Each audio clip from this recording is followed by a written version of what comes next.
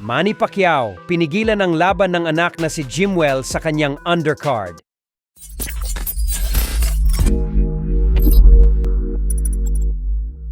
So kung ating na nga pong matatandaan ay sinabi ng ating pambansang kamao 8th Division World Champion Manny Pacquiao na lalaban ang kanyang anak na si Jimwell para sa kauna-unahang laban nito sa professional boxing.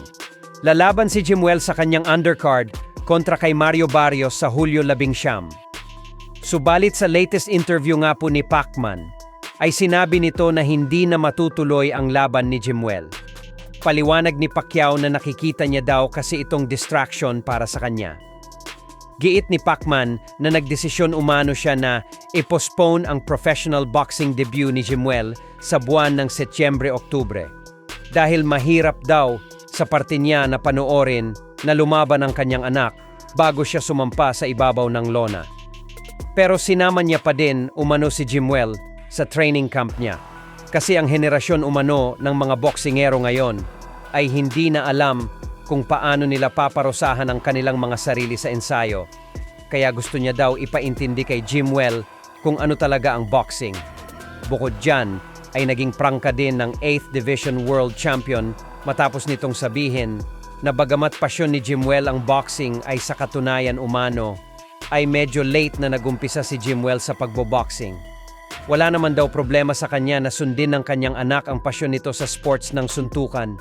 Pero huwag daw itong magi-expect na magiging katulad siya ng kanyang ama. Ayon pa kay Pacquiao, ay sinabihan niya daw si Jimwell na nag-iisa lang ang Manny Pacquiao. Sinasabi niya daw ito kay Jimwell kasi baka umano iniisip nito na pwede siyang maging katulad sa kanya. Tapos madismaya lang sa bandang huli pag nabigo siya. Samantala, nagbigay naman nga po ng update ang trainer ng ating pambansang kamauman ni Pacquiao na si Buboy Fernandez patungkol sa kasalukuyang estado ng ika-8 Division World Champion. Ayon kay Buboy ay naiintindihan niya naman daw ang mga tao na nag-aalala para sa kalusugan ni Pacquiao.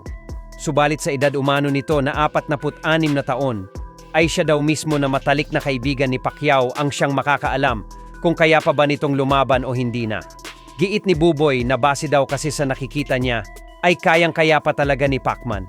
Lalo pat hindi man lang daw ito nakakaramdam ng kahit konting katamaran sa pag-e-ensayo.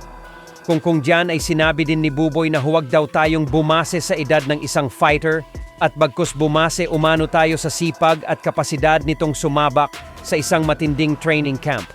Dagdag pa nito na ang kailangan lang daw nilang gawin ngayon ay ang masigurado na hindi na nila maulit pa ang pagkakamali nilang ginawa sa huling laban kontra kayo Dennis Ugas, dahilan kung bakit bantay sarado daw talaga sila ng gusto sa training camp na ito.